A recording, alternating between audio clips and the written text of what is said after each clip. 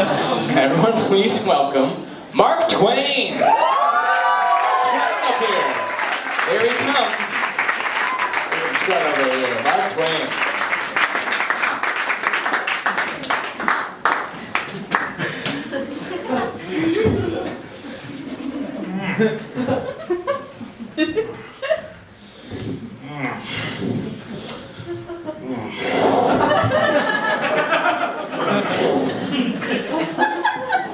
Oh! Hello! I didn't see you come in.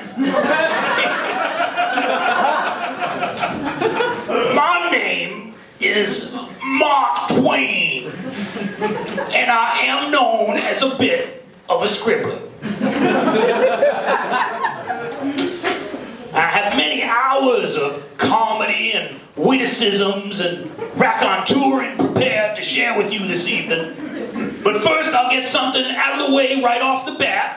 I can see a lot of you thinking about it and talking about it, so I'll just come right out and clear the air. You're saying, in all the pictures and portraits and etchings of Mark Twain that I have seen, I've never known him to be a wearer of spectacles. And to that I would say, you sound like a fucking troublemaker. And if you keep it up, we're gonna tango.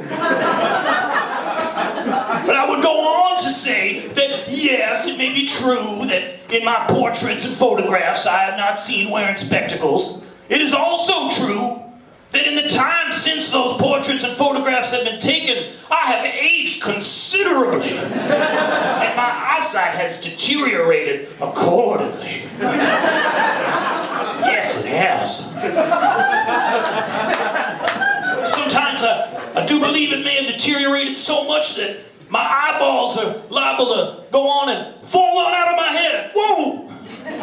Wouldn't that be a sight to see? Not that I'd be able to see it on account of my eyeballs falling out of my head. That's a little bit of what you're in store for. A bit of a rascal, Rochester. Now, in my many years, I have traveled all over this broad land of ours.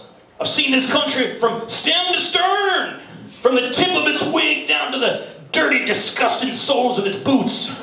But I have never before been in this city of Rochester, New York. But a mighty fine city I find it to be so far. But one thing I noticed you all don't have here is riverboats. Riverboats is what I'm here to talk to you about tonight. I've learned many things in my years. I've traveled and jawboned with plenty of folks. I've learned an awful lot to fill up this ripe old coconut up here, but there ain't nothing that I know's better than a riverboat. See, I was born on a riverboat. I got my schooling on a riverboat. Yes, I did. I soiled my first pair of breeches on a riverboat. I kissed my first sweetheart on a riverboat. I rode my first horse on a riverboat. I saw my first UFO on a riverboat. Oh, Nelly, did I say, as it went across the sky. I opened my first Burlington Coat Factory on a riverboat. I built my first life-size replica of a riverboat on a riverboat. I voted for Bush on a riverboat twice. I had my first taste of meth on a riverboat. Also had my first taste of what I assumed was going to be meth, but turned out to be high-grade PCP on a riverboat. Never lost a taste for it either. I opened my first denim store on a boat. That's not new. That's not new. Yeah. Let's see. I caught my first Sasquatch on a riverboat. I won my first cockfight on a riverboat. Took my first hostage on a riverboat. I had my first three-way on a riverboat. And my first five-way. Never did get the four-way happening. That fourth guy always showed up with a buddy, so it would jump from 3 to 5. But that's okay. That's okay. Let's see. I made my first human centipede on a riverboat. Had sex with my first dead body on a riverboat. I posted my first YouTube comment on a riverboat. I wrote that Taylor Swift looked fat in one of her videos. And she did. Chubby little fatso. Tell her that if she was here right now. Let's see, I had my first taste of human flesh on a riverboat. I bowled my first 300 game on a riverboat. Invented the internet on a riverboat. I bought my first AR-15 on a riverboat, and I sold my first AR-15 on a riverboat. But not my last. Thank you very much, President Obama.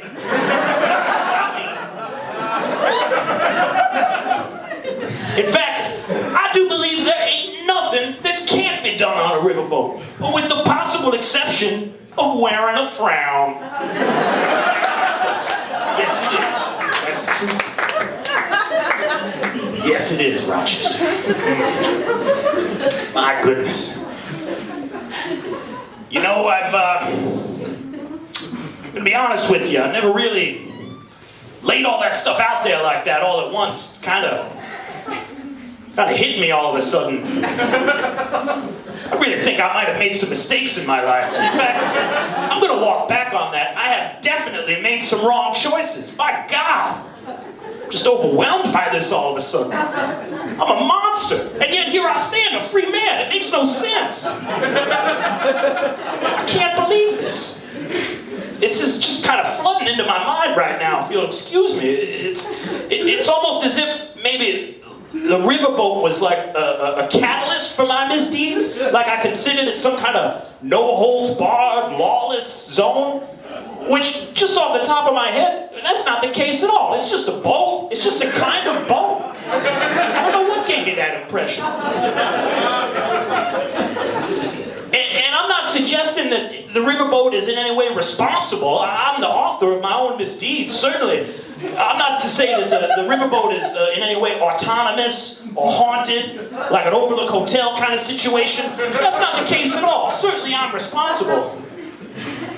Like, just off the top of my head, having sex with the dead body. That was totally unnecessary. There were a number of live women on the riverboat. It just doesn't make any sense. My God. I tell you, I'm really not feeling very good about myself right now, Rochester. I'm going to be honest with you.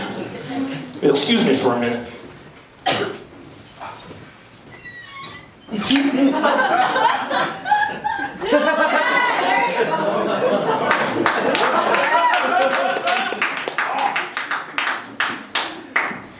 Oh. Okay, Rochester. I know I said that I had many hours of comedy and witticisms prepared to share with you, but I think I'm just going to scratch that. I really don't feel up to it right now. I really think I need to go home and be alone. Maybe consult a holy book of some sort. Call my parents. I hope this sudden, unexpected moment of personal revelation doesn't throw a damper on any of the evening's further entertainment, if in fact there is any.